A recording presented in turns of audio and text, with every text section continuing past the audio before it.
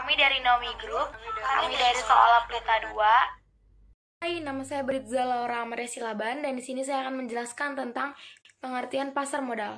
Pasar modal merupakan kegiatan yang berhubungan dengan penawaran umum dan perdagangan efek, perusahaan publik yang berkaitan dengan efek yang diterbitkannya, serta lembaga dan profesi yang berkaitan dengan efek.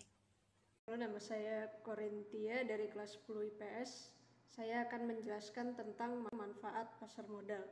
Manfaat pasar modal yang pertama bagi emiten yaitu jumlah dana yang dapat dihimpun berjumlah besar. Yang kedua, dana tersebut dapat diterima sekaligus pada saat pasar perdana selesai. Yang ketiga, tidak ada konvenan sehingga manajemen dapat lebih bebas dalam pengolahan dana dan perusahaan. Yang keempat, solvabilitas perusahaan tinggi sehingga memperbaiki citra perusahaan. Yang kelima, ketergantungan emiten terhadap bank menjadi lebih kecil. Dan manfaatnya bagi investor yaitu yang pertama, nilai investasi berkembang mengikuti pertumbuhan ekonomi. Peningkatan tersebut tercermin pada meningkatnya harga saham yang mencapai capital gain. Yang kedua yaitu memperoleh dividen bagi mereka yang memiliki atau memegang saham dan bunga yang mengambang bagi pemenang obligasi. Dapat sekaligus melakukan investasi dalam beberapa instrumen yang mengurangi risiko. Saya Erin dari kelas 10 IPS, saya akan menjelaskan tentang tujuan dari pasar modal. Tujuan pasar modal adalah yang pertama, menghimpun kesempatan kepada masyarakat untuk meningkatkan suatu pertumbuhan ekonomi. Yang kedua, memberikan kesempatan kepada masyarakat untuk mempunyai perusahaan dan ikut menikmati hasilnya, atau yang bisa disebut dengan laba.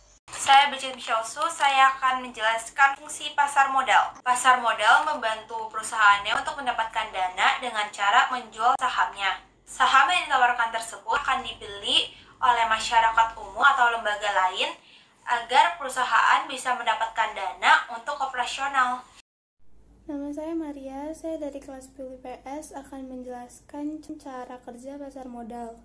Yang pertama ada emisi. Emisi merupakan prosedur sebelum efek dapat diperjualbelikan.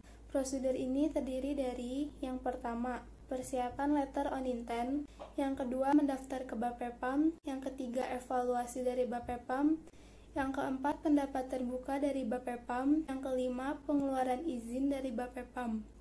Yang kedua ada transaksi efek. Langkah-langkahnya yaitu yang pertama distribusi prospektus, yang kedua penawaran efek, ketiga masa penjatahan, keempat penyerahan efek, dan yang terakhir pencatatan efek yang diperdagangkan.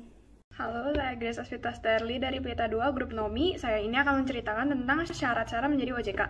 Yang pertama adalah informasi yang telah diperoleh atau diunduh akan digunakan oleh pengguna yang bersangkutan secara bertanggung jawab.